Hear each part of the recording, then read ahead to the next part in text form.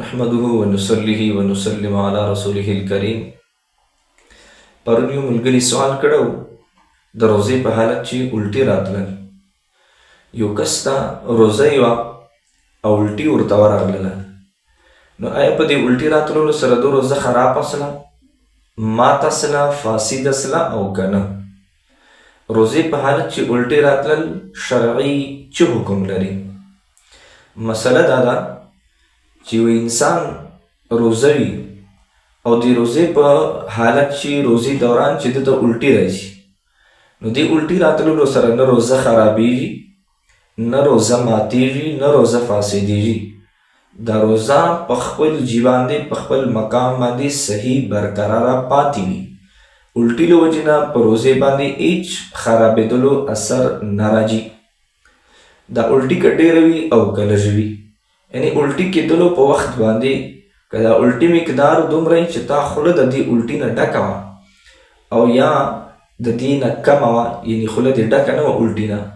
د دواړو صورتونو چې روزه په دې الټي سره نه ماتېږي نه خرابېږي. دوه صورتونه صرف په دې الټي کېدلو چې داسې دي چې هلته روزه خرابېږي. اولنی دا ده چې یو سړی د الټي وکړه قصدن پرځا په زوره باندې، روزې حالت چې الټي وکړله قصدن پرځا یې وکړله او الټي یې وکړله دوره چې دا خپله خوله یې له الټي نه فل ډکه وه، نو چې قصدن وي او په ډکې خولې سره الټي وي نو دلته به روزه په دې الټي سره فاسدېږي. دوم هغه صورت چې یو سړی د الټي یې وکړله قصدن یا غیر قصدن، یعنی الټي یې وکړله پرځا یې وکړله یا یې بېوسه وکړله، خو دا الټي چې مقدار د پرځا قصدن هغه واپس تیر کړه، یعنی د الټي چې مقدار د یوې چڼې دانې ورله له دې نه زیات دوره الټي د قصدن او پرځا بیا واپسي خپلې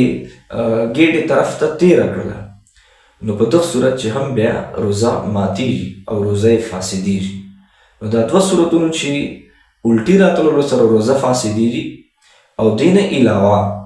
نور کوم قسمه الټي په کومې طریقې لږ لا ډېره په یوه صورت چې هم الټي سره نه روزه فاسدېږي او نه خرابېږي. که چېرته داسې وسلل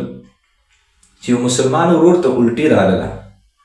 او دته دا علم نه و، دی له دې مسلې خبر نه و چې آیا په دې الټي راتللو سره روزه فاسدېږي او که نه، او د خپلې پوهې مطابق داسې وګڼله لکه ما روزه چې ماته سلله او دې الټي نه بعد یې بیا ورځې روزې په حالت چې خوراک وکړله، چونکې د علم دا و چې ما روزه ماته ده او بیا خوراک وکړلی، یعنې روزه یې نوره بیا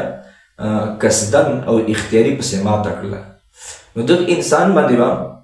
د دغې روزې صرف قضا وي که کفاره به یې ورسره، نو دغه انسان باندې به د روزې صرف قضا وي، کفاره به نه وي ورسره. یعنې د الټي له وجې نه چې دو روزه ماته نه وه او د لا علمۍ د وجې نه او ناپوهۍ د وجې نه ماته وګڼله او بیا یې خوراک وکړو، نو د خوراک له وجې نه چې د دا کومه روزه ماته سله دغې روزې به صرف په ده باندې قضا وي، کفاره به نه وي، یعنې شاته به رمضان نه بعده صرف دغې یوې روزې قضایي راغی بس، او په دې سره به د روزې پوره سي. جزاکم الله خیر.